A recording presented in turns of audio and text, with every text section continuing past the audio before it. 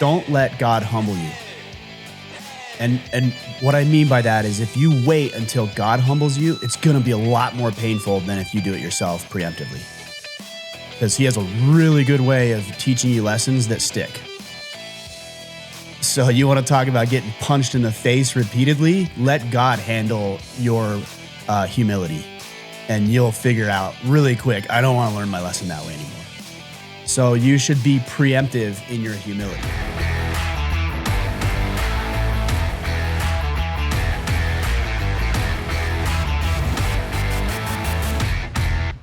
Kipp, it looks like you're still in Hawaii. Are you just going to become a permanent resident, or like what's your plan over there? If it were up for my wife and kids, yeah. It's really great. One of my daughters, for whatever reason, she's been on this kick of I want to live in Spain. Oh, really? Have you guys been to Spain together? Yeah. Oh, okay. And she's like, when I get older, I'm moving to Spain. I'm moving to Spain. I think we're here maybe about 3 days. And then she's like, I'm not going to Spain. I'm moving to Hawaii. Yeah. It didn't take her long to switch. Yeah, I don't blame her. Hawaii is amazing. And you're not on the Big Island. You're on Oahu, right? Oahu, North Shore. Yeah. I've only been to Oahu once. It was probably 25 years ago. And I remember it was with a bunch of buddies and we got drunk all the time and riding mopeds around and basically just doing nothing and everything, but it was a pretty good time. All of my subsequent trips have been a little different, but that was a pretty good time back in my younger years. Yeah, drinking on mopeds versus hunting in Molokai. Yeah, exactly. Or Big Island. Yeah, much different. But you know what's interesting is like we all mature, right? Hopefully the idea is to mature. Maybe not all of us, but it's still fun. You know, and that's what I try to create in my life is something that I can actually enjoy. I'm so tired of hearing people, and look, I get it. There's no judgment here. But I'm tired of hearing people say, oh, man, I can't wait till the weekend. Bro, it's Monday morning. Yeah. What about the other 5 days of your life? And look, I've been there, Kipp. I know you've been there, where you feel like your life is miserable. The cards are stacked against you. You've got debt up to your eyeballs. You're not making any money. Your wife is pregnant. Your kids are biting at your ankles. And like, there's just everything seems to come at once when you're a young man. Just stick with it. And even if you're not a young man and you don't have the life that you want right now, there are opportunities to create that life. It might take you a year, 2 years, 5 years. But if you start right now and you do the right things and you surround yourself with good people and you have a good system that works, then before you know it, you can say, hey, I'm on Oahu for the next 3 weeks with my family enjoying our time, or I'm going on a hunt that I've always wanted to do but never been able to. It takes work. It takes effort. Don't discount what it takes to be successful. Figure out what people are doing, plug into systems that are available, and make it happen for yourself. Totally. Man, and God, man, there's just so much, I don't know, that's been really present for me actually a lot, Ryan, what you just said. In fact, yesterday was for us at church, they had someone come in that was a specialist on suicide prevention. And I don't know, like just that conversation, and they were talking about really to parents around, awareness and how to open up to your kids and have better conversations and know what's happening in the world. And just the state of loneliness that can exist for people, right? And the hardship. And obviously, you want to be there so people don't commit suicide, but there's a level of sadness of just like, even to get to that point of not enjoying life, and how critical it is that we just, I don't know, man. Like, I don't know. You know me, I know you, like we're probably, our default mentality is get stuff done, right? Yeah. Drive hard, get things done. It's not about having fun all the time. It's not about, like I have to fight to make sure I look up and go, man, life is good. And I don't know, that was just really present for me the last couple of days of just, I need to lighten up a little bit, right? And enjoy things a little bit more than I do. Yes, I agree.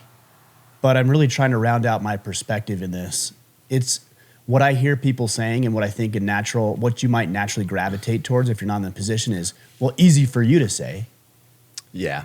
And Absolutely. First, a couple of things with that. First, yeah, it is easier for you to say because you built that life for yourself. So of course it's easier for you to say. So acknowledge that. Yeah. Like if you catch yourself thinking, well, oh, must be nice, easy for you to say, acknowledge that what the people you're respecting and looking up to have created is something that they've created over literally decades of diligent and hard work. And second to that is that you have to acknowledge what that individual did. Please, guys, be very cautious of discounting any level of success that you see. If you see a man out there and he's got a beautiful family, a lovely bride, they've been married for 20 years, and he just seems to be the perfect husband and father, don't say, well, because of his wife is amazing and because his kids are perfect or because he grew up in this household and so he had a good example. Don't use that as a reason because that's discounting the amount of work that man did to get to that point. And trust me, it's work. Or if you see a man who's very successful, he's making 7 figures a year, he's got a thriving business, he's got all the cars and the house and the vacations and everything else that you dream of. Don't say, oh, well, he's a trust fund baby or, he caught his break or he got lucky because that one thing happened that one time. Sure, some of that might be true. That does nothing for you. Instead, ask yourself, what did that man do? How long did it take him to get there? What sacrifices did he need to make? What did 20 years look like? How did he behave 20 years ago? When all of his buddies were out drinking and partying and finding the women, was he diligent in his business and focused on creating wealth and abundance or schooling or education? Spend more time focused on what successful people have done than discounting what they've done to be successful. Yeah, totally. Yeah, I was hesitant to even bring this up because I don't want to take away from what you just said. And it's not in disagreement. It's just a deeper way of even looking at this. But like this also brings to the forefront the importance of like being, like how, your mindset. And it's kind of naive for us to assume that the guy that drives super hard, he's achieved these things and now he's happy. You're being naive to assume that way of being all of a sudden shows up and now he's a happy guy. Right. The guy that's grinding probably is still grinding, even though he has all those things. Why? Because that's how he shows up in the world. Like it's about how they show up day in and day out. And it's not like, oh, now the circumstances are ideal and then they flip some switch and now they're like Mr. Happy Guy. Like it's super tough to turn that shit on and off. Do you understand what I'm saying? Am I explaining that well enough? Well, I mean, an example, I was having a conversation over the weekend about somebody and that somebody is trying to achieve prosperity and abundance in their life. And they made the comment that once I get to this amount of revenue, then I'll be able to sit back and relax or enjoy it a little bit. I'm like, yeah, I appreciate that attitude. I appreciate that you think that, but because and I believe that this person probably will achieve, based on what I know about them, achieve that level of success. But I also know when they hit that level of success, they're not going to flip a switch and say, let me change fundamentally who I am as a human being because I have this paycheck now. It's going to be the next thing and the next thing and the next thing. And it always will for people, unless they change and spend a lot of time thinking about it, they always will be those hard chargers. That's why it's hard for you to turn off on vacation because that's not who you are. So of course that's going to be a challenge for you. Yeah. Yeah. And when you said that, I started laughing, when you watching this on YouTube, I'm just laughing because I remember like, no joke, Ryan, like we may have talked about this, but like, I remember my dad at some point I got a glimpse of what he made. It was like maybe a junior in high school. Mm-hmm. And he always had multiple jobs, right? It was like work at the coal mine, farm and drive butcher truck, meat. butchering. Like it was always multiple jobs. So I only saw the one paycheck that was like a real job, right? And it was working at the mines, in the coal mines. And I did the math and I thought, this guy makes $40K a year. And I remember thinking, man, if I can go to college and if I could just graduate and make $40K, like within a couple of years, You got it. I made Life is good. Yeah. And I remember thinking, making 40 and going, this shit sucks. Like I'm still poor. I remember 60 came and gone. I still felt the same way. 80 came and gone. 6 figures came and gone. Like, I'm like, okay. And I started realizing, I'm like, okay, this light at the end of the tunnel that I think is going to just magically happen once income reaches a certain level, it never showed up because it was never about the money per se. Yeah.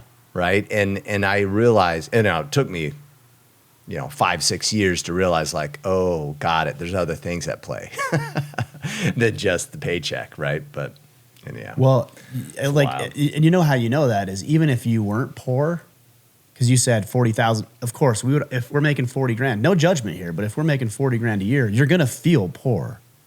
It's just the nature of the times in which we live. So even if you were making 400 a year, which I would consider pretty good income, a guy making 10 times what he was making before, even though he's no longer in poverty, is not thinking, oh man, like I can shut it off now. He's like, could I turn this into 4 million?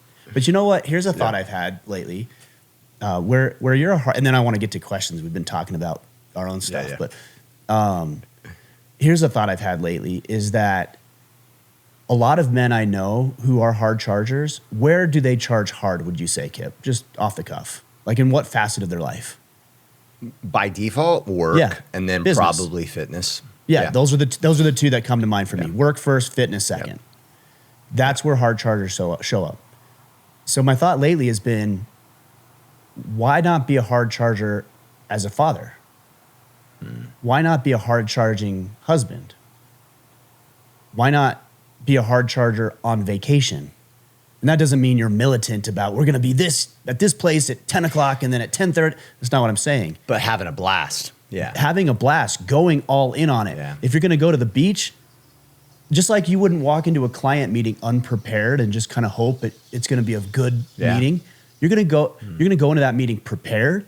You're going to think about how your presentation looks. You're probably going to practice it. You're probably going to bring other people in who are relevant to the scenario. You might bring different tools, technology in that will help you sell the client whatever it is you're trying to sell. Okay, how does that translate to the beach? Think about it. Man, go buy some boogie boards. Do a little research on which is the best beach for families or a place that you've never been to before. Maybe buy some snorkeling stuff. Think about you going in the ocean to snorkel with your kids. Or I like to buy a shovel because I love digging holes in the beach. Digging holes. I mean, like, and even for me, I'm pale skinned, blue eyed, blonde hair. The sun is my enemy most of the time. So if I go to the beach and I just sit in a lawn chair on the beach, I'll be miserable. So, okay, what do I need? Buy a beach tent, buy a canopy, buy some misters with fans. Like go all in and make it the best so you're not miserable and you're actually enjoying yourself and your kids are having a good time and your wife's having a good time because you planned ahead and got ready for it the same way you'd get ready for a board meeting. Yeah. That's perfect segue to actually Kevin's question, Nickel from the IC. He says, what does it really mean to be a man in a culture that, I'm going to read that question later. I'm sorry. This is the question I want to cover. He says, in the last section of the book, The Man, the Moment Demands, he speaks about the devotional characteristics of a comprehensive man. These are husband, father, and son. He says, Ryan and Kipp, where do each of you see the area needing the most improvement in your lives? Well, for me, the most improvement is father, personally, in the devotional characteristics, because I'm not a husband, so that one's easy. And as far as son goes, it's, when you become a grown man, I mean, I need to invest in the relationship. The role of son is not as different. Important. Yeah, for sure. Yeah. So for me, it's father. And in what I would say is in the devotional characteristics, it would probably be attention and patience, primarily for me.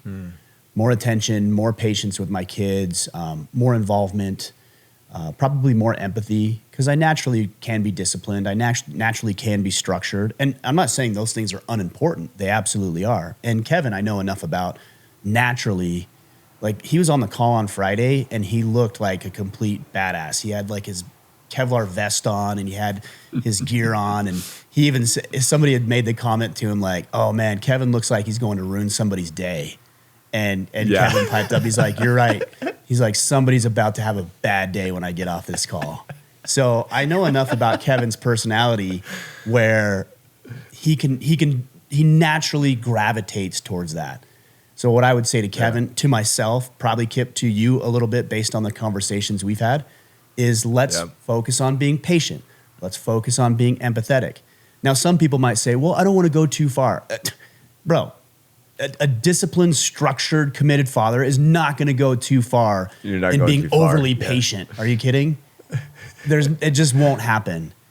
Like, a man like that cannot push that far. So that's what I'm focused on. Yeah, and the guy that says push too far, like go too far in that area with their parents as a parent, is probably operating from a perspective of control and fear with their kids, and they think being overly kind somehow ruins their authority. Like, I don't know. There's something probably deeper there, right, for someone that has that fear. But I think it's worth considering the difference between being nice and being kind. And some might say it's just semantics. And yeah, sure, it can be semantics, but I want you to know there's a difference between two ways of showing up. And I really don't care what you call it, nice or kind or whatever. But you have to differentiate between the way you show up. The way I differentiate it and make sense of it is that niceness is just being passive, being weak, not really exerting yourself, not being assertive, not communicating what you want, not upholding boundaries, letting people take advantage of you, letting people manipulate you, letting people even bully you. And kids are great at this by default. They will push you around, they will bully you, they will manipulate you into getting what they want, and they're relentless. And being a nice guy, you think, oh, I'm making my kids happy. I just released an interview yesterday with Pastor Douglas Wilson, and he calls them injuries. You're actually injuring your children when you show up like that. Maybe not physically, but you are creating injury to your children when you show up like that. A kind person is somebody who takes those things into consideration. How do my kids feel? How do they feel loved? Do they feel supported? And also, they need discipline. They need structure. Boundaries are important. There's rules here. There's a hierarchy of who's in charge and who isn't. And you can be nice and forget all of that stuff, or you can adopt the mantra of kindness and take into consideration how your kids and wife are feeling, but still be the leader of the home, which is what you are as a man. Yeah, totally. Yeah, I think for me, to answer Kevin's question, mine's in the space of husband. I'm not as empathetic as I probably am, patient as I probably should be. I do this with leaders too. I realize that the mantle of leadership is so important. And so I put a lot of weight in regards to how I think we should show up as leaders. And I hold those people more accountable than I'd probably do other people, right? And so, Ryan, it's like, I know what you're capable of. I know you well enough that I kind of have some expectations of the importance of your role in my life and the role of other people. So I have some higher expectations for you than I would someone else in my life. And I naturally have a tendency to do that. Some of it's because I see what's possible and the importance of who you are as a person, or I see that the importance of my wife. And so I hold some judgment to that, probably more than I should. And so, that patience category for me from a husband perspective is probably the biggest area that I need to work on to answer Kevin's question. As you're saying that, Kipp, I think most men would probably empathize with that, to acknowledge that. They would be empathetic to that. We would understand that. I think in order to be patient with the people in your life, you need to try to understand them a little better. Because if you understood them better, you would have more patience with them. Like, the things that bother you about the people that you love, on one hand, it might bother you, but on the other hand, you might actually appreciate in some aspect what they do. A great example of that would be your wife, maybe she takes a really long time getting ready to go out on date night, and it bothers you. It annoys you a little bit. But you know when you're not complaining? When she comes out in that dress and she looks like a 10 and her hair is done perfectly and she looks beautiful. You don't complain about her getting ready then. And the point that I'm making is that you don't get to pick and choose which characteristics you want if you really want the positive, but you can't have that without the negative. So I'll talk about Asia for a minute. Yeah. She's fiery, right? And so I imagine that the passion that she brings to life is amazing for you. And I don't want to put words in your mouth. It's just what I see. It's amazing. She's energetic and she's fun and she infuses this excitement and energy that you probably wouldn't bring on your own. And I imagine, I haven't seen this, and I imagine that when you're on the receiving end of it, it's probably not very fun when that passion is directed at you in a negative and hostile way. But you know what? You can't say, I don't want that, but I want the positive energy when things are going really well. And so those are the kind of things that you should understand about people and just appreciate it for what it is.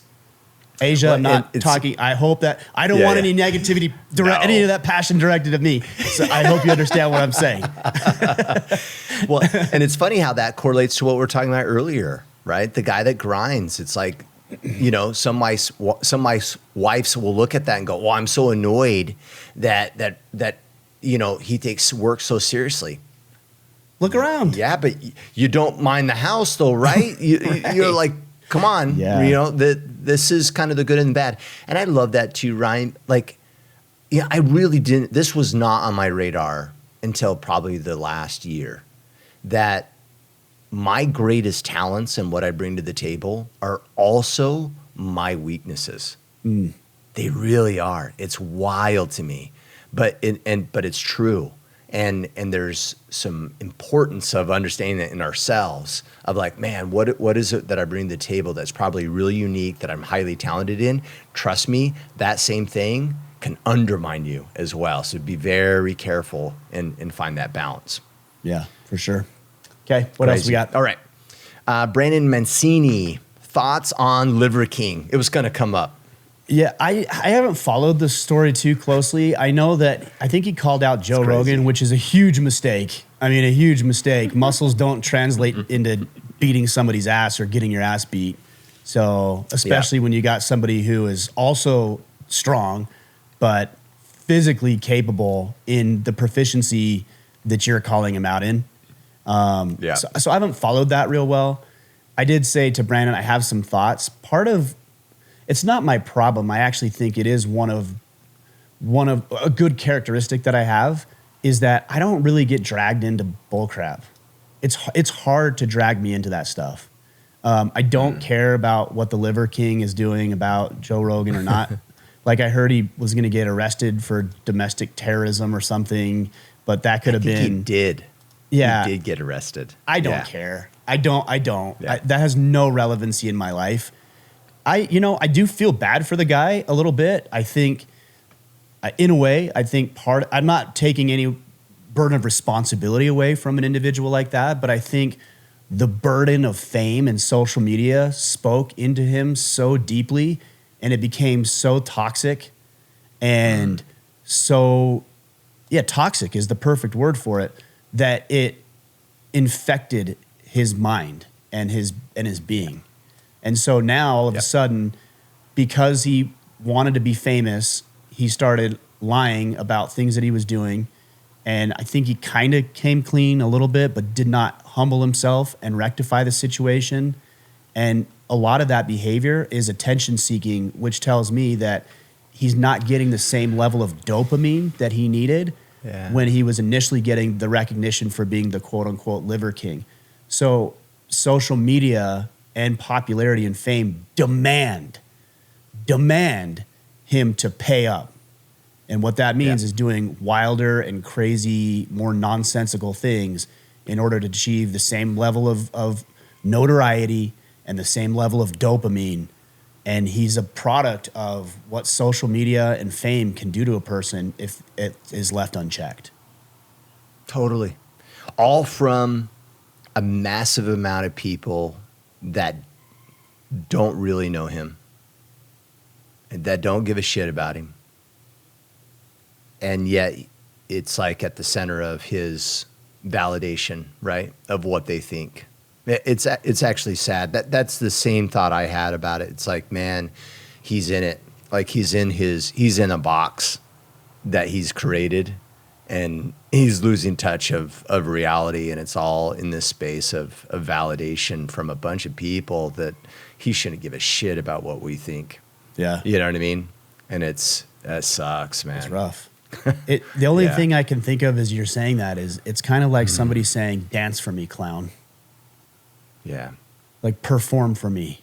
And that's what he's doing. He's dancing for people. It's tragic, man. Now look, he's still making decisions. Okay, I'm not saying he's lost his sovereignty over making his own decisions and claiming his own life, but he's let those things go. He could actually be a really powerful source of good. He's got such a great platform. You know, I went to the Cody Johnson concert this past weekend up in Salt Lake, and it was a sold out show. 20,000 people at that show, and he put on a great performance. Very patriotic. He's an incredible singer. Very entertaining, way more entertaining even than I knew or thought he was. And he was talking about being on tour or traveling somewhere, and he ran into some protesters, and he was asking them what they were protesting, and he said, I couldn't get a clear answer. Like they were protesting just because. They were just protesting things. And they were trying to be obnoxious and shut down roads and traffic and things like that, and he was bothered, but he couldn't get a clear answer for them. And he said something interesting. He was on that microphone. He says, you know what? I'm protesting too. I'm going to protest the protesters, but the only difference is I have this microphone and 20,000 people are listening to me right now. And I thought, that's why we should become influential. The larger our audience is and the bigger our microphones and the more credible our voice, the more positive impact that we can have. So a man like Liver King or Joe Rogan can have such a tremendous impact, more so than 99.99999% of us. And the question is, will they allow the doctrine of popular culture to grab them, to steal away their hearts and souls, to get them to perform for people who know nothing about them and care little about them? Or are they going to stand up for what they believe and have values and principles and use their crowd and their audience and their leverage for good? That's what we're trying to do here. The problem is it's not popular because we're not performing for people the way they want us to perform. And it's sometimes kind of hard to look away from a train wreck, unfortunately. Yeah. Raul Gutierrez, martial arts. Both of you guys train jiu-jitsu.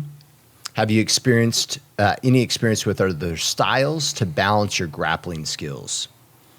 Yeah, I actually have not been training very much over the past, I would say maybe closer to 3 months now. So I actually need to get back into it. I have been lifting. I do a lot of strength training, so primarily that. But yeah, I need to get back into jiu-jitsu at a medium. But to answer your question, even when I was heavy into jiu-jitsu, I wasn't doing much to round out my game. So I think that would be really, really valuable. Yeah. The problem with that, Kip, quick if I can, I know you got some insight on this. The problem with it is that we're men with 24 hours in a day, and it's always hard to prioritize what is the thing. So you kind of need to take this in stride, whether it's martial arts or anything else. How am I going to spend my time?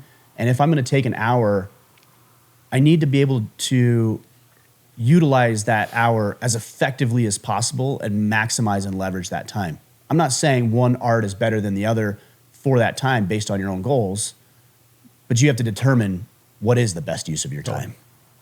Well, I mean, just look at our scenario, right? It's like, okay, Ryan, you got kickboxing and jiu-jitsu in front of you. Choose. I'd rather train jiu-jitsu, right?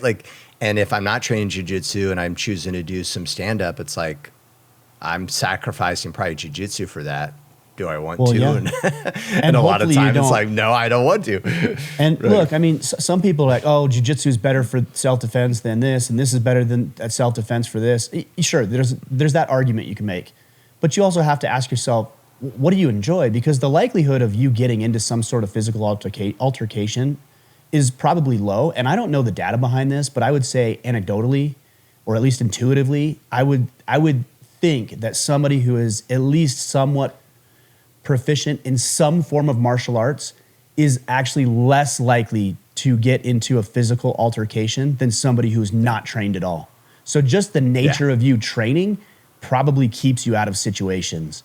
But if you look at the statistics, what is the amount of fights that go to the ground? Overwhelmingly high. So if you're going to train one art, you better know how to fight on the ground. That's my thought on it. Yep, totally. Yeah, Raul, I've done Muay Thai in the past, like for a while, like to balance this, to your point, Ryan, I had a coach where I trained once a week, privates, and just Muay Thai for probably about, it was about like an hour and a half, 2 hour session once a week, just to kind of get some stand up in. I love Muay Thai and kickboxing. Super fun. It's a blast. In my opinion, if I were going to do stand up, that's what my focus would be. But and that's where my experience lies. But it should. I mean, again, awesome. Maximum use of time. You've got 2 fists and 2 feet. Okay, if all you're doing is kickboxing, you've got 4 weapons. Now all of a sudden, you add your elbows, you add knees, you add your head. Like there's other things that are available to you. So. Yeah. I you know what I want to do? I would love to get, I'm not sure if you're interested in this, just putting you on blast here on not blast, but putting you on notice here publicly. You want to fight? Dude, I want to do a guy's trip to Thailand for a week. Partying. At an AKA gym in Thailand, and the whole trip is just Muay Thai vacation. Bro, we could do that. Sense? We could do that easy. It would be a blast. Yeah. It would just be a blast, and just get the shit beat out of us for a week. Do some stand up, get some surfing in, enjoy the great weather. That would be amazing. It'd be kind of cool. I like that. Well, all right. You know how many requests I'm going to get for that. So thanks for making me plan a trip to Thailand. You do a little bit of combat jiu-jitsu though, don't you, Kipp? Yeah. When guys are training for MMA fights, we'll throw 4-ounce gloves on, right? So we can have grips. Yeah. And we'll train with strikes, and that changes everything. I never did that, but it's a blast. Yeah, I like the concept of it, because I think guys who are into jiu-jitsu, especially if they're competitive players, they think their art is the best, but when you get hit in the face, like struck in the face, and you're trying to, secure a body triangle or an arm bar, and you're getting punched in the face, it's a little trickier, I imagine. Yeah. Well, and they're principles that we sometimes forget, right? Like a principle of jiu-jitsu is managed distance. That's a principle. We forget the criticality of that principle. Yeah, because nobody's raining bombs until in your someone's face. punching you. Yeah, totally. I do, like anyone listening, you appreciate this. Double unders, right? In wrestling, they use double unders quite a bit. I remember tough guy, double unders. I love to stack pass and just smash them on their head, Yeah. And I like to go slow for whatever reason. I'm like, I just make it miserable. And I remember we're training for a fight. Double under, stack passing, and this guy's just teeing off on my face, just rights and lefts, right? And I'm like, and my hands are wrapped around his legs, so I can't defend. I'm just taking hits to the face. I'm thinking, well, this doesn't work. You know what I mean? Exactly. Like, this is my move, and this move, I'm getting the shit beat out of me. I'm like, okay, got it. Like, got to go fast, or can't do this move anymore, right? Like, Yeah. So it keeps your jiu-jitsu pure, is what I say. I like that. When someone can punch you. Yeah. Awesome. Cool. All right. What's next? Say, Dylan Duvall.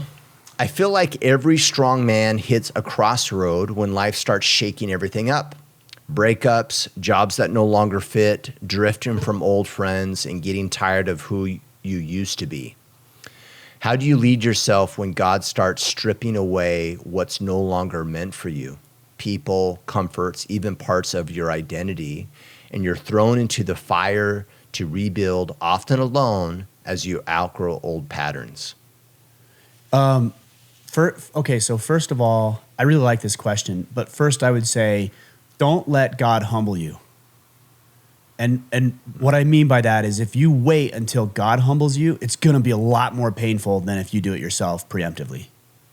Because he has a really good way of teaching you lessons that stick. So you want to talk about getting punched in the face repeatedly? Let God handle your humility, and you'll figure out really quick, I don't want to learn my lesson that way anymore. Yeah. So you should be preemptive in your humility. And when things are going really well in your relationship or with business or your fitness or your finances, that's a little bit of a little warning bell. Like a little alarm should be going off saying, things are going good. What are my blind spots? What am I missing here? Is my wife actually happy and content, or is she complacent, frustrated, and thinking about leaving me? You know, are my clients really doing well and I have a good relationship with my clients, or are they talking to my competitors and that's why I'm not hearing a whole lot from them anymore because they're talking to my competitors and they're being wined and dined by them? Yeah. So when things are going really well, that's a really good time for you to start thinking about what you need to do to humble and grow yourself. That's the first thing I would say. Yeah. The next thing is that I have this image in my head of the phoenix rising from the ashes. And there's something really charging about that to me.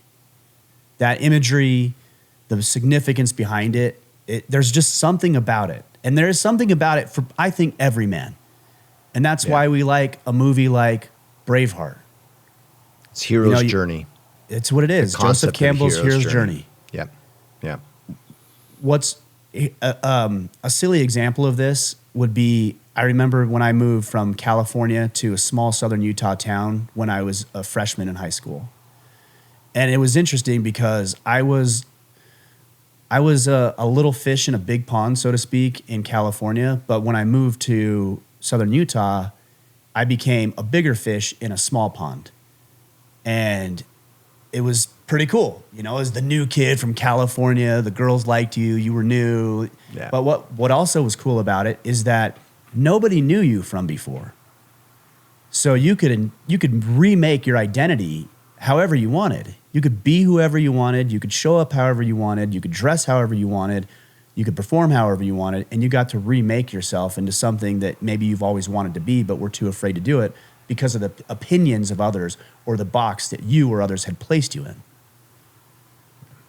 That's why you have a hard time when you go through a divorce or you go through a bankruptcy or you go through a job loss, is because there's people around you chirping at you, nipping at your heels like hyenas, laughing at you, poking fun at you, mocking you, talking behind your back, trying to make you fall even further. Yeah, kicking or you while holding you're on to down. the old you. Yeah, wanting you to not change and evolve and be that phoenix. Yeah. So do you know how you deal with that? Two ways. Ignore it and own it. And those are a little counterintuitive. That's almost an oxymoron. Own it but ignore it. That's kind of an oxymoron.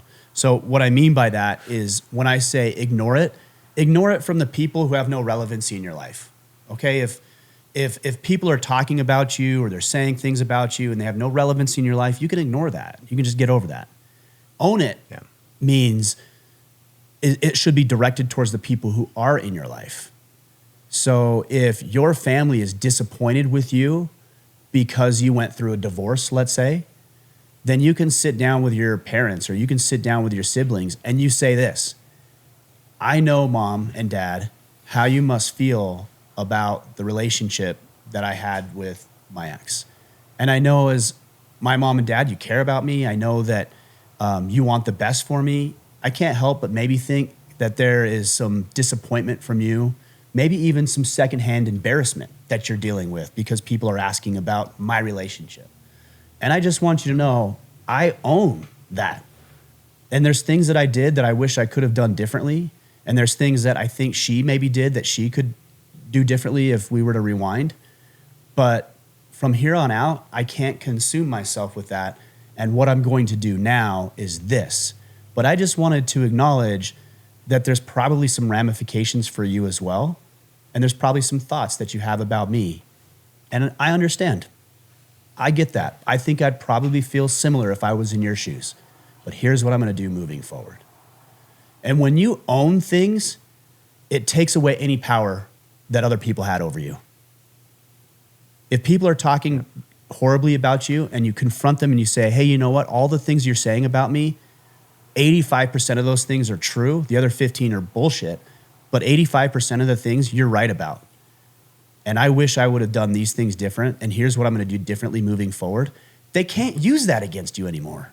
You just diffused all of the power they had. You took it all away from them because you owned it. It's only powerful when it bothers you, when it gets to you. And that's why people do those things, because now they have control over you. Go ahead, Kipp. Yeah. And it empowers you, right? There's a level of, I don't know, when you step into that space, you're no longer trying to maintain the persona and overly manage the perceptions of everybody. And you can just go with like, yeah, got it. Made those mistakes. Right? Not something I'm proud of, but this is what I'm doing moving forward. It's really quite refreshing. It's exhausting trying to maintain and manage everyone's perspective of you and arguing and trying to like manipulate them to see you differently. There's some power in just letting that shit go.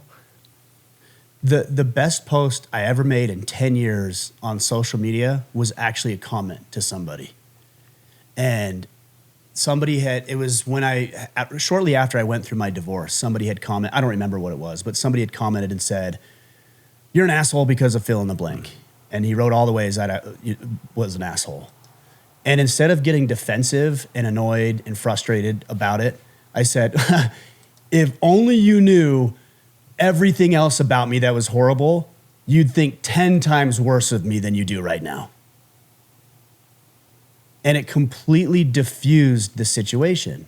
There's no more power because I acknowledged that he's right. I said he was right. There was some validity into the things that he was saying. I acknowledged that. And then I exaggerated it and made fun of it and showed that it didn't bother me. What do you say to that? There's no more power in it. And there's some really powerful lessons there. Yeah. I love it. What else we got? All right. Rick Lohr. Love to hear how getting your health and fitness in order over the years has shown up in your life, Ryan. The synopsis of a recent post in the Health and Fitness channel: your physical condition reflects your standards. Show up, do hard things, lead by example. When your health and fitness are in check, everything else, your mindset, relationships, and leaderships all level up. I know you've had up and downs since I first joined the Iron Council way back when. How has health and fitness played a role in your ups and downs? Well, first, let me say I really appreciate the physical realm in the concept of self-development. The physical realm, to me, is probably where most men ought to start, is in the physical realm. A lot of people might say, oh, take care of yourself and your emotions and all these sorts of things. How do you do that if you've never done that before? How do you do that if you have no concept of what is hard and what isn't hard? I watched this interview with Tiger Woods and his father. And his father used to do some distraction training for him. And so Tiger would be in the middle of his backswing, and his dad would slam a bag of golf clubs on the ground right as he was at the top of his backswing. And Tiger Woods would stop and look at him, and his dad would just stare back. Or right as he was going to swing, his dad would throw a bucket of golf balls in front of the ball that was on the tee that Tiger was about to hit. And so he would just do these really obnoxious things to get him distracted. And after doing this for years and years, his father said, he came to him one time and said, your training is done. There's not a single person more mentally tough than you in this sport. And I think that was probably pretty accurate at that point, based on his performance. And Tiger said, what was interesting is he said, as my dad was training me that way, the things that he had to do in order to distract me had to get more and more and more, because the things that he was using before, I was inoculated against. It no longer was a distraction for me.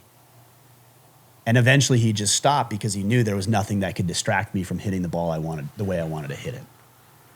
And I think it's the same thing when it comes to your mental health. if you have no concept of what is actually difficult, then the littlest thing could break you. Your boss could come in and say, hey, you know what, Kipp, I want to sit down with you, man. Like, I'm really frustrated about the way you handled yourself in the last meeting. You know, I felt like you were unprepared and I felt like you could have done better. And then all of a sudden, if you're not mentally tough, you go into self-sabotage mode and you're like, well, fine, I quit. And then you get into this big rage match, or you let your arrogance get a hold of you. When all he was trying to do is say, hey, man, is there something I can do to help you be better? Because I want you to perform, and we as a company need to perform. And so this is me showing you I care about you. But because you're a mental midget, you let it get to your head and you blew it out of proportion and sabotaged yourself. This is what people will do when they're mentally weak. If you want to get more mentally tough, then you need to do things that are hard. You need to pick up really heavy objects that you couldn't pick up before. You need to run further than you could run before. And when your legs start hurting, you need to shut it down and say, you know what, I got another 2 miles in me. And then you do it. You need to go sit in the sauna, not 10 minutes, which is what your watch said, but 20 minutes, because you know that you're capable of 2 times more than you thought you were. And all of that is handled in the physical realm. And when you do that, go to jiu-jitsu and let somebody punch you in the face a bunch of times while you're trying to, pass their guard, or they're trying to pass yours. And then all of a sudden, your kid having a little attitude about something doesn't seem quite as difficult for you to manage. And that's why I think the physical realm is so crucial. And for Rick, I'm not going to get into like strength training or jiu-jitsu or this or that. Just do the thing that's hard every single day. Show up and let it create a framework for what is actually mentally tough and what just is not. Yeah, I love it. Well, and I've heard you say this for years, Ryan, right? Some guys that might be listening, it's like, man, there's these areas of my life I need to improve on, or, back to the previous question, right? You find yourselves rising from the ashes like the phoenix. One of the ways to do that, just start going to the gym. Mm-hmm. Yeah. Just start going to the gym. You'll build up some confidence. You'll start feeling better about yourself. You'll be doing hard things that will prepare you mentally. There's just something, I don't know, there's just something to it, right? And you'll never quite do the mental gymnastics necessary to reach that same level of mentality without the physical. It's just, I don't know, it just is. I years ago, I had this young man reach out to me, and I'm no expert, but for what it's worth, he reached out to me around dealing with pornography. And he was like, hey, I need some advice. Like, I'm really struggling in this case. And it just kind of dawned on me. So I even see it as like intervention on my part from someone else, from God or someone else. But the thought that dawned on me during my conversation was, what are you doing that's difficult? Like, you're wanting to do something really mentally difficult that you've become somewhat addicted to. You expect to do that difficult thing, but you can't push 20 reps off of the bench. Well, no wonder why you're failing, right? Like, where are you getting the reps to build some mental fortitude? Nowhere. Like, start doing things that are hard. Start doing things in the gym. Start doing things to get yourself reps that you're having to deal with hardship. That's part of life. That's the struggle. That's the challenge. That's overcoming. That's building confidence. It's building mental fortitude. Like, there's so much that this is critical to how we show up in the world. To your point, as a father or as a husband, and many other areas. Yeah, I love this. I mean, this is obviously a real part of the reason we do what we do. When you were saying pornography, pick your poison, pick a vice. The reason people engage in these things is the exact opposite of doing hard things. Because what do you do? What are you doing when you engage in pornography or alcohol abuse or any other vice that you may have? Escapism. Yeah. You're trying to get some need met in some shortcut by cheating. So you're trying to gain emotional freedom by drinking, because then you don't have the weight of thinking and the weight of, the challenges of life bearing down on you. You can have that through emotional freedom, but you're taking the shortcut. I only know that because that's what I was doing for years. What are men trying to get when they engage in pornography? Intimate connection with a woman. That's why when they've shown what men look at when they are watching pornography, and you would think it would be the genitals. That's what you would think. That men are, because they have the eye trackers on the screen, and it's like, okay, what are you watching? And you'd think, oh, I'm watching the genitals. No, you know what they're watching more than anything else? The face and the eyes specifically. Window to the soul. They're Like looking for human connection. They're looking for connection. But instead of going out to date and take risks and courting a woman and doing it the real way, it's like, well, dang, I'll just watch this pixelated version and get myself off. It's obviously an inferior version.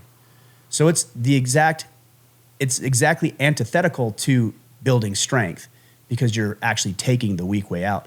But there's a couple of things too that I would say. Reps in the gym are important, to Rick's point. So this is how it's impacted my life, made me more mentally tough. There's two other areas that I think more men ought to focus on. Speaking in public is something that so many people are afraid of, that you ought to find ways to get in reps to speak in public. And then the third one is difficult conversations. And the best way to get in reps in difficult conversations is just expressing yourself. So Kipp, and you didn't, by the way, but if you showed up 10 minutes late to this conversation, that's a rep. Now I have an opportunity to get a rep in, to do something that's hard. Yeah. And the rep is this. Yeah. Hey, Kipp, I know you're on vacation. I know you got a lot going on. I do too. And so let's make sure that when we say 10 o'clock, we really are on at 10 o'clock. Does that work for you? Yeah. Like, that's so non-threatening and such an easy opportunity to express yourself. Or if your wife says something that you don't like, it's like, hey, hon, I think I understand what you're trying to say, but when you use those words or you say it like this, the way that it feels to me is insulting. It feels like it's an insult or a dig at me for not doing something. And so I don't think you mean it that way, but I just want to express that, because it would be more productive if, when you needed to share that with me, you tried this instead. Just little ways of expressing yourself. And the more you do that, the more clear you are about that, the more willing you are to connect and express. That's hard for people. You're going to get more mentally tough when you do those three things. Yeah. You know, this is perfect in line with Mike Endorfer's question. He was curious, what are your long-term objectives for physical condition and physical fitness in your 50s, 60s, and 70s, and how might that be different from what you're doing today? So he's asking us to forecast. Yeah. Yeah, into my 50s, 60s, and 70s. Is that what he said? It cut out a little bit. So Yeah. 50s, 60s, 70s. I really haven't thought that far into my 60s and 70s, so I will say that. But I think more than anything, as I get older, I'm 44 now, is not getting injured is important to me. That's really, so I know it's kind of a negative goal, but it also means that I need to train properly, that I need to do the right things, that I need to fuel correctly, because the likelihood of me injuring myself at 44 is significantly higher than it is at 24, unless I'm doing something dumb like jumping off a cliff or something, which I'd be more likely to do when I'm 24 than when I'm 44. So longevity is really important to me. And I was talking with my chiropractor a couple months ago, and he said, Ryan, you know what the biggest factor for people, and I think he was being anecdotal just based on what he had seen, but he said one of the biggest factors for people getting injured and getting hurt and then eventually dying is muscle mass.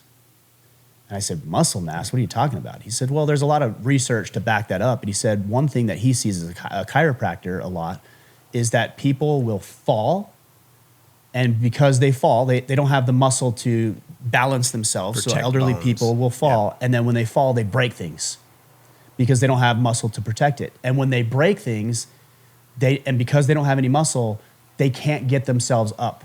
They can't get back up. And so then it gets worse, and there's people that have been obviously stuck for hours, if not days, because they literally could not get themselves up and out of that position.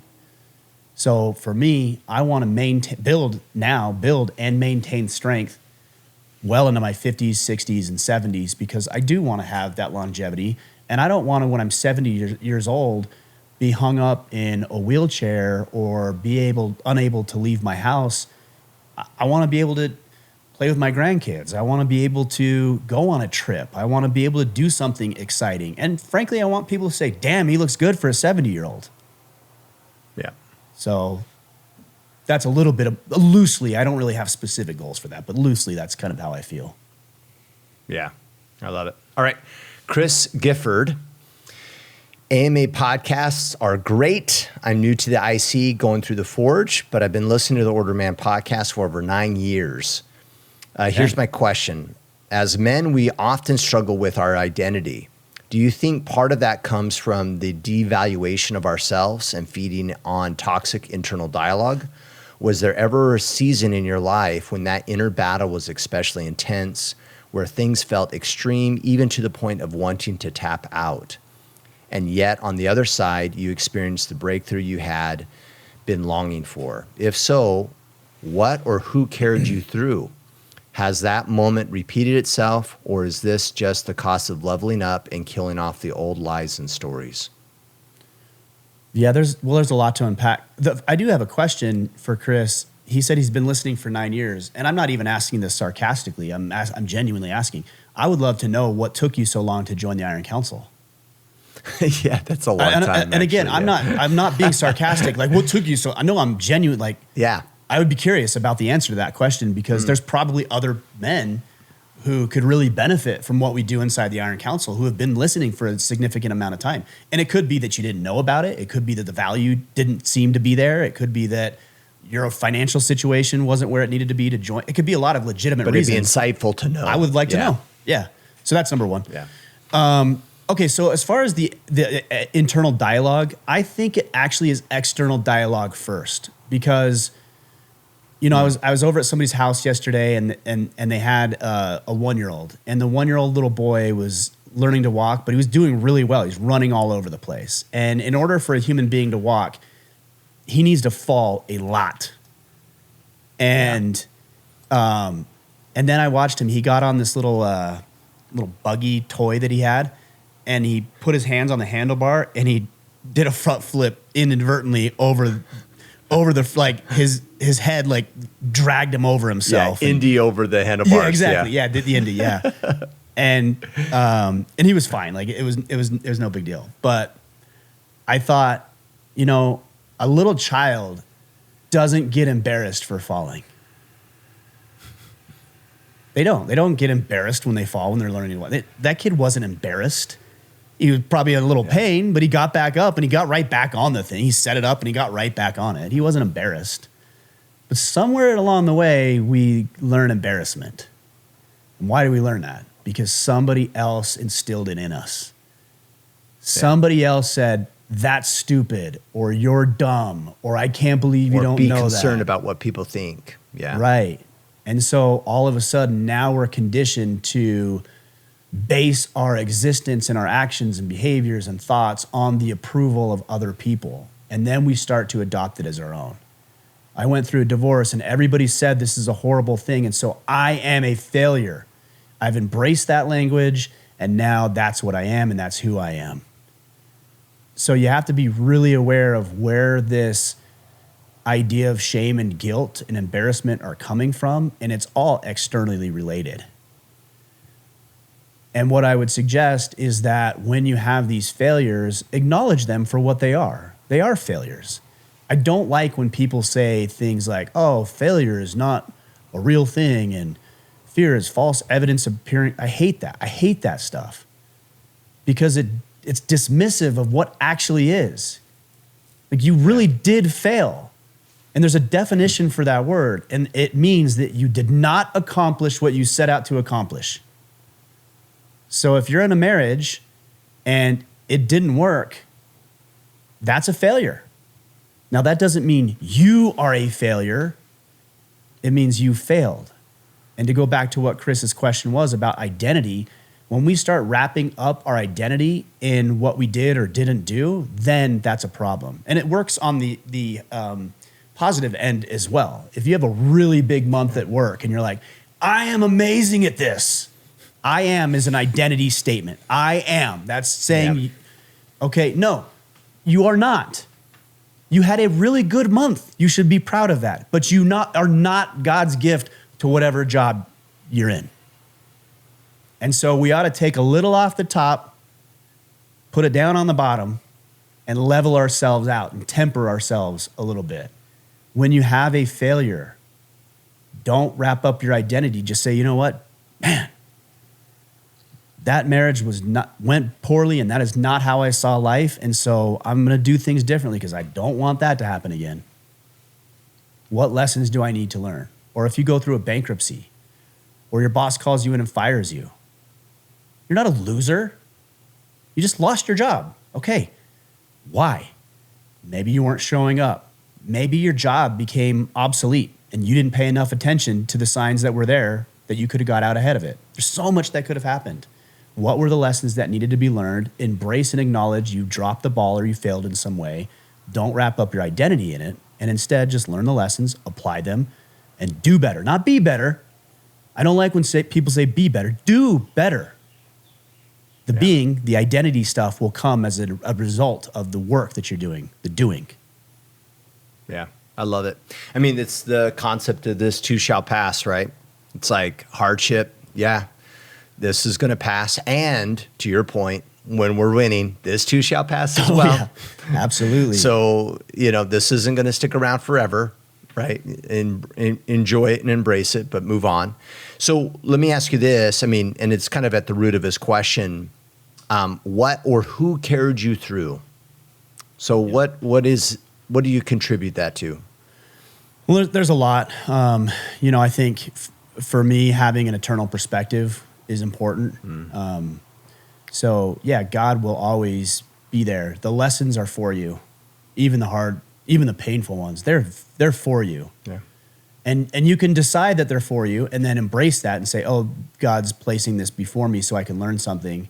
Or you can say, no, it's not for me. He's doing this to me.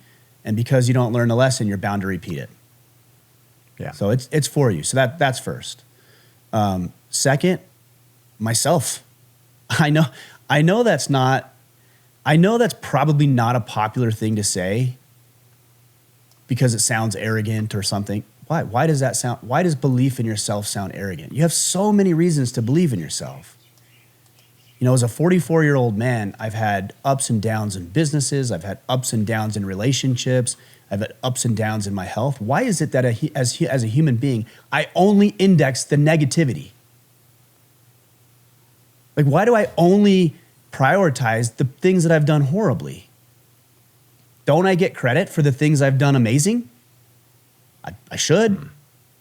And if we acknowledge that, then I know that in the midst of a divorce or the midst of a bankruptcy or the midst of a job loss or the midst of gaining 50 pounds over the past 3 years, I have a track record of success. I tend to forget it because I'm only focused on negative things, but I've done this. I've lost weight before. I've overcome bad relationships. I've gotten better jobs right after I lost other jobs that I thought were the best there were. So why not latch onto that? And that's just a belief in yourself. And then the third component is, I would say, component 3 is twofold: networks and frameworks. Frameworks are proven systems. If I want to lose weight, I could just go wing it at the gym and I'd probably see some success, or I could just tap into a trainer's program that he programs for me based on my results, and I could just do that. That's a framework. And then the next is network. So that's people. The trainer is the network. Your friends are the network. Family members are a network. Other competent people that you might hire, a coach in business, for example, that would be network. Going to a conference, that would be a network. So if you don't have those networks based on what you're trying to accomplish, and Chris, you tapped into the framework and network inside the Iron Council. The only question now is, are you going to utilize it? Because sometimes people will come in and they'll say, oh, well, nobody's welcoming me. Nobody's showing me we're going to show you. We've put the systems in place, but also, where's your responsibility in this? Yeah. If you want to go out and meet people in the Iron Council, they're all right there. You have access to every single 1,100 men inside.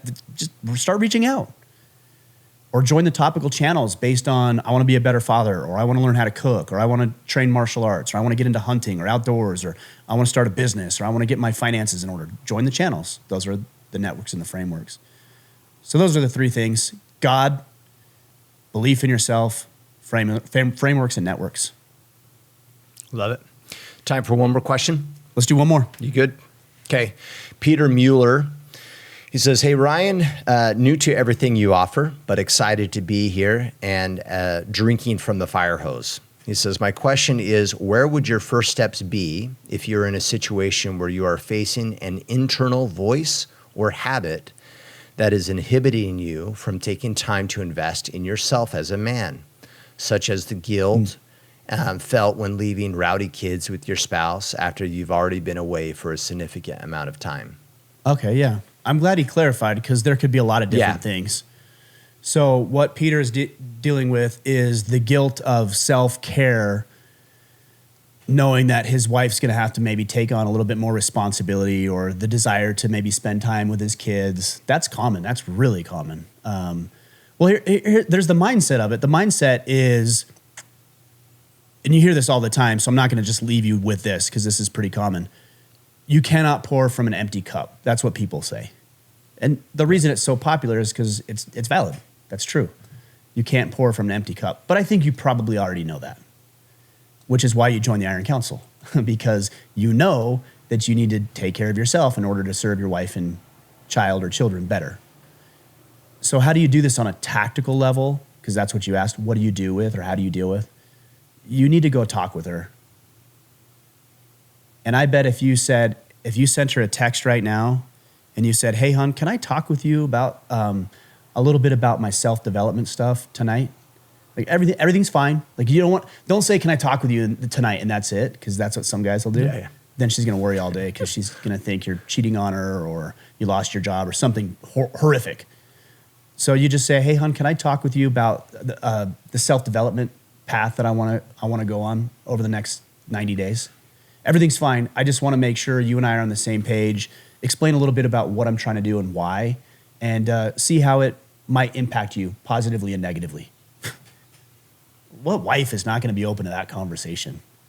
So she says yes, and you sit down with her and you say, hey, I've really been thinking about it. Man, I'm filling in a few blanks here, so if it doesn't apply to you, you still get the concept. But you might say, hey, as you know, over the past couple of years, I've gained a few pounds, and I'm probably about 40 pounds overweight. And you also know that I haven't been real happy with my job. And you know that because you've been on the receiving end of my frustrations. And I hope you know that they have not entirely been with you. Those are my own frustrations. You just happen to be carrying the burden or catching the blunt of my own frustration. And I want to say I'm sorry about that. But because that's a problem, I've realized I need to fix myself. I need some systems to improve, and I need some good men in my corner who can help me figure some of this stuff out, like how to lose weight, how to grow the business, how to balance that with being a good husband and father for you guys. And but that being said, this is where you have to be honest with her. I'm really concerned that if I start to do this, I feel guilty that it's going to put more weight on your shoulders. And I want to tell you what I want to do. I want to take one night per week, Wednesday night, and I want to be on a call inside the Iron Council. It's an hour-long call, and every Wednesday night, I want to be able to do that. And here's what we talk about and discuss. And then in addition to that, I'm going to start working out 3 days a week. And I don't need to do that at night. That's when I should be home with you guys and taking care of you and the kids. I'm just wondering if I got up a little earlier and went before the baby's up. If I went into the gym, would that impact you in any way, or how would you feel about that? And then just let her share with you. You know what she's going to say? She's going to say, I fully support you being a better father and husband. Of course. I take issue with Wednesday night because that's the night my sisters and I go out, but Tuesday night would work. And as far as your gym time in the morning, we don't really have the money to do that. But for a gym membership, again, I'm filling in blanks here. We don't have the money to do that right now. But is there things that you could do at home in the garage to get your same workout where you wouldn't have to leave, you wouldn't have to spend more money, but you would get what you need? Like, that's what a healthy conversation looks like. And I think she would probably engage in that if you approached it that way. What do you think about that, Kipp? No, I think it's spot on. I always use this cheat code. I consider it a cheat code whenever anyone's like, oh, I really want to do this thing and I'm not sure my wife will disagree with it. You express the importance of it, how it will benefit you, how it will benefit them. And then you say, and what would I need to do to make sure that you feel okay with that? Right? I really want to go to the gym. It makes a difference to me. Right? It's a better environment. I hate working out at home. My fear working out at home, I'll lose momentum. So if I'm going to spend an extra $100 a month, what other cuts could I make for you to feel okay about that investment instead? Oh, if you cut your spending on these things. Okay. Right. Done. I'll do that. All in agreement, right? So I would really operate like there's almost nothing that you can't accomplish and or commit to if you address the what would things need to look like for you to feel okay about it. And then, of course, right, you have to honor your commitment and your word and make sure that you're doing those things. Well, that's crucial. I wrote that down right as you were saying it because, again, I don't know this about, I think this is Peter. I don't know this is about Peter's situation. I know enough about a lot of other men's situations and even my own personally, where a man might say, hey, I'm going to do this thing. And she's like, whatever, another one of your stupid things. Yeah, totally. Or you might say, she might not even express that. She might not say that vocally, but inside, even just with her demeanor, like she slouches her shoulders, rolls her eyes, and like walks off. That's what she's thinking. She's like, again? Yeah. This guy's just going to spend more time and money. He's not going to help the family. He's going to create more debt for us. And I'm going to be strapped with the kids for more time. Also, he can change his mind in 2 days. Yeah, chasing another shiny object. Right. Yeah. So I'm just telling you, Peter, if you're not going to do it, don't even tell her you're going to. It's better to not say anything than it is to say something and then fall short. And this is a good principle in work, Kipp, for example, with the work that you do. If a client comes to you and says, hey, I have these needs and this is what I'm looking for, and you come to them and you want to impress them, you want to win them over, and you said, hey, I can have that to you in 24 hours, that proposal to you in 24 hours. And you know damn well it's going to take you 72 hours. It would be better for you to say, I don't know when we'll have that. I'll figure that out. I don't know. I'm going to have to figure it out. Than it is to lie and say, oh, yeah, we can have that to you in 24 hours. Because you're managing expectations. So, in fact, if you knew it was going to take you 72, what I would say is it's going to take me 96 hours. And when the client says, okay, that's like by Friday. Okay, yeah, by Friday's good. And then you give it to them on Thursday, you exceeded expectations, which obviously is a win for everybody. So just make sure if you tell her you're going to start going to the gym, bro, you're locked in for life to the gym. If you tell her, and I've been guilty of this. I remember when my ex-wife, she really wanted me to help me homeschool the kids on Wednesday. And I told her until I was blue in the face. Oh yeah, I'll help on Wednesday. I'll help on Wednesday. I'll help on Wednesday. I'll help on Wednesday. And every Wednesday I was busy with work, or I had an appointment, or I had a podcast, or I had a this, or I had a that. And she was a trooper, to give her credit. And so she didn't really say anything about it. But inside, because it came out later, you better believe. And inside, she was pissed about it, rightfully so. So if you say you're going to go to the gym, you better go to the gym. If you say you're going to help the kids on Wednesday night when she goes and plays bunco or has a tea party or whatever, pillow fights, whatever it is women do when they get together, then you better be there to take care of the kids so she can go have fun with her girlfriends. Spot on. Yeah. And I don't know what girls do when they get together. Clearly, I am way off base on that. Apparently not. They're not doing pillowcase fights. I just keep thinking about that Rob Schneider scene. What movie is that? You know which one I'm talking about? Where he just No, I have no idea. He gets in a woman's body and they're all like playing pillow fighting. He's a woman, but he's in a man's body, Rob Schneider's body, and they're all like pillow fighting and they're playing. And all of a sudden he's just like swinging for the fence and just taking them out and just demolishing them through their pillow fights. What movie is that? Why am I drawing a blank on that? Oh, that's funny. Yeah. There's a video online. Pereira, I think it's his name. Heavyweight UFC fighter. I think he's a heavyweight, light heavyweight. And there's a video of him pillow fighting with his kid. And they're like going back and forth, pillow fighting. His kid swings. He does like a counter pillow swing, knocks him out. The kid goes stiff and he like falls over. I'm like, oh my God. And it was real? Like he actually knocked him out? Yes. Oh, yes. Dang, yeah. That's totally funny. knocked him out. I'm like, that's hilarious. That's typical funny. Dad taking it too far, you know? Yep. That movie is The Hot Chick. I couldn't draw a blank. I was drawing a blank, but that's what the movie is, The Hot Chick. So, yeah. I love it, man. All right, good bring questions. us home, Kipp. Yeah, good questions from the IC.